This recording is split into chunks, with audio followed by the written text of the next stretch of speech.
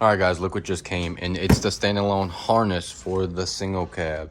Now, this harness is a Swap Time LT1 8L90 harness.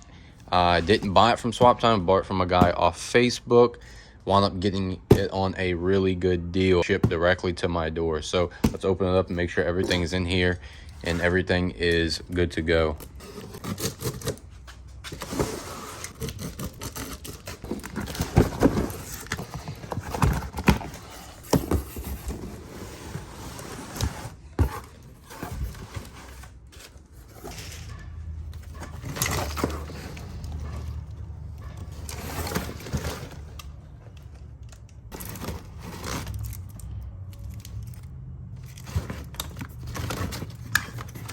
So he did include the instructions. That's handy.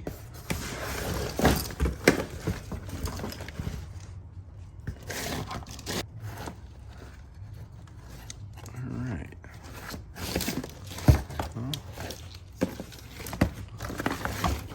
Everything seems to be there. All right, guys, here is the harness. I got it all kind of unraveled and on the hood right here, as you can see. So it pretty much looks like a factory harness that Swap Time just used and put a fuse box on.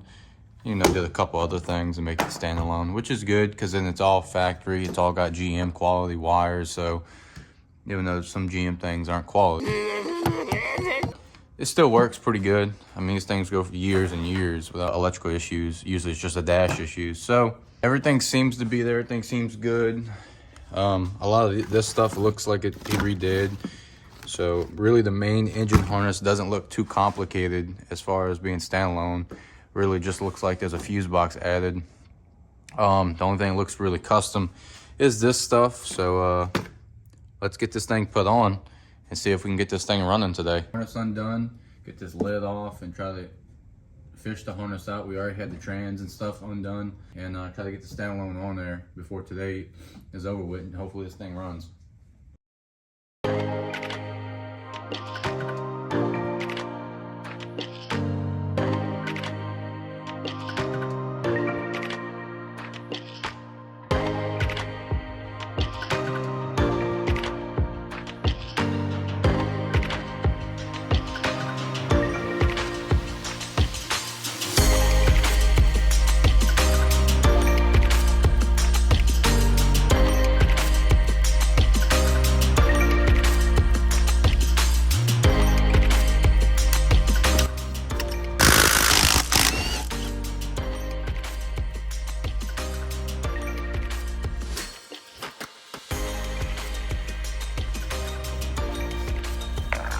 All right, so we got everything snaked through from under there. It's all up here. Now all we have to do is undo the fuse box and the ECU and the cab harness, and she's ready to pull out.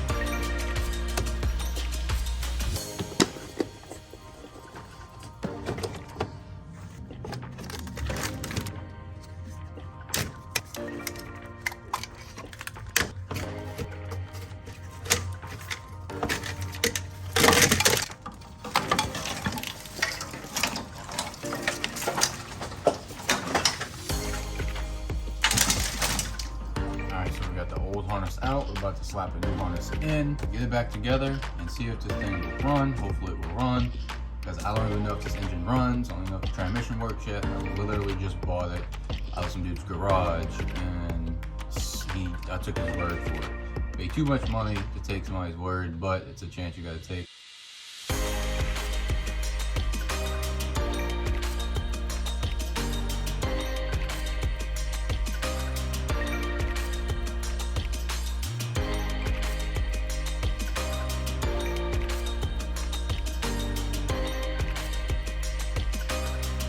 I think it's safe to say we can throw the intake back on. All right, so intake is back on. So we got a couple wires left to run, like all of this and all underneath it. So let me get all that done and out the way, and I'll get back to hooking it up with y'all. All right, guys, so I got all that hooked up. I got transmission hooked up, everything hooked up on the engine. Now let's hook this computer up.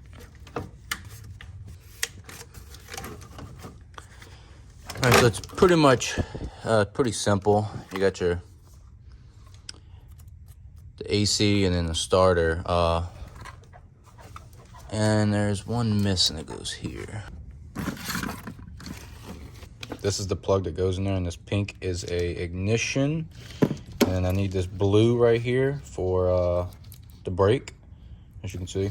So I'm gonna have to use this harness for now, but I think I can make that harness work to where I hook the brake and ignition up, and then I still have like a factory type of working harness. 2 weeks later. All right, guys, so we ran into a problem with the truck. Let me show you. Here's our problem. We got the intake back off. There's a fuel pressure sensor back there, and on the 17 Plus, there's a 3-pin fuel pressure sensor.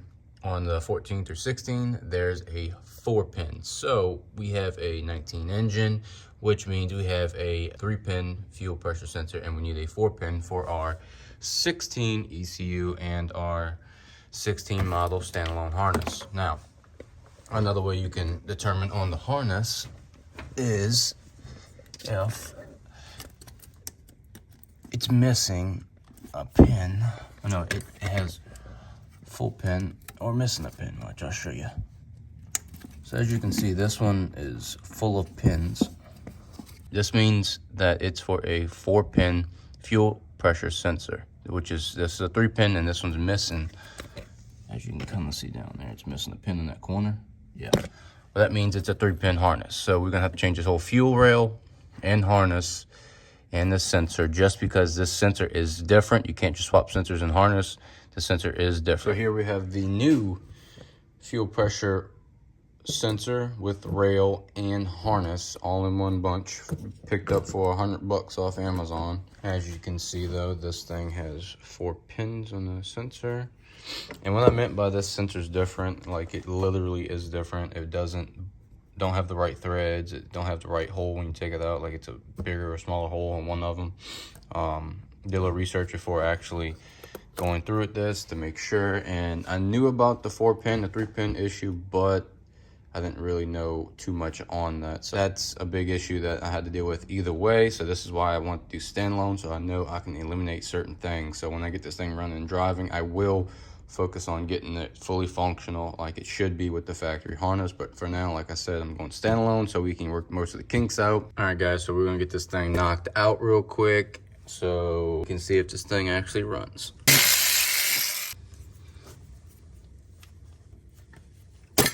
As you can see, we got the fuel rail out. I'm not sure exactly what happened to my camera when it was set up right here, but it clicked off for some reason and stopped recording. But we got the fuel rail out, as you can see, so we need to swap over these injectors to this rail and then clean these things, because these things are kind of corroded. Well, the heads are corroded, and it kind of put a whole bunch of dirt on these things. So we're gonna get this swapped over real quick, and then we're gonna get this rail back in, and then we're gonna hook up the fuel pump to see if we can get fuel pressure to the rail and see if it runs.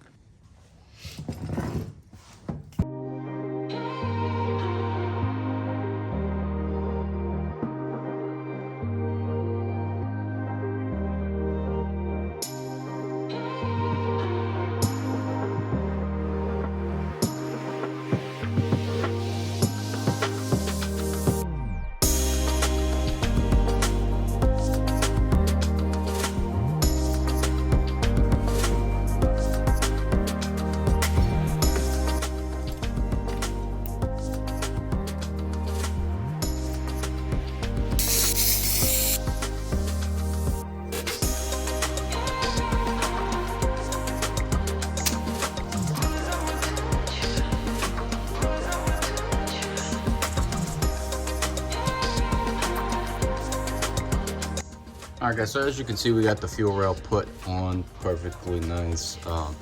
So we're gonna go ahead and slap the intake and everything back on it. All right, so I wanted to check and make sure we didn't have any fuel leaks. So I went ahead and did that on the fuel rail, primed the system, hooked the pump up, jumped it where the fuel pressure control module is supposed to go. I just put 2 jumper wires in there, hooked it up. We got fuel pressure, but we are leaking out of one injector. Also, I did try to see if we had spark while we had fuel pressure.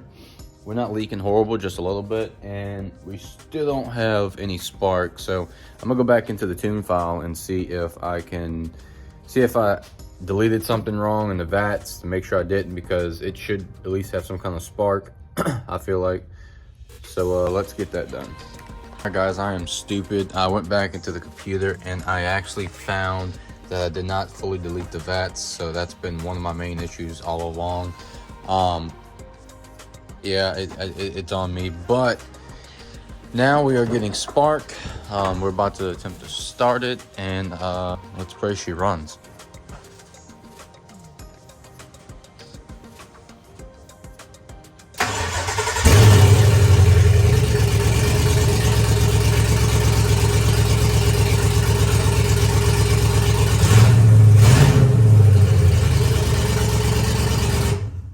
All right, guys, as you can see, we got the truck running. Finally, we got it running. There's a lot of stuff that still needs to be done. I tried putting it in gear and it did not want to go or move. So I checked the fluid and there's like no transmission fluid coming out of it. So I guess the guy completely drained the system between oil and transmission fluid. I already had filled the oil up and the coolant, but now I got to add transmission fluid to it. So we're going to get a lot of this stuff cleaned up. I got to hook up all the fuel pump control module and stuff to the tank and make it all function off of the standalone harness. So we need to get all that done, but that's a wrap for today's video. Make sure you guys like and subscribe and ring that bell for notifications so you can see the video whenever it drops, whenever I go test drive it. Well, with that being said, see you in the next one.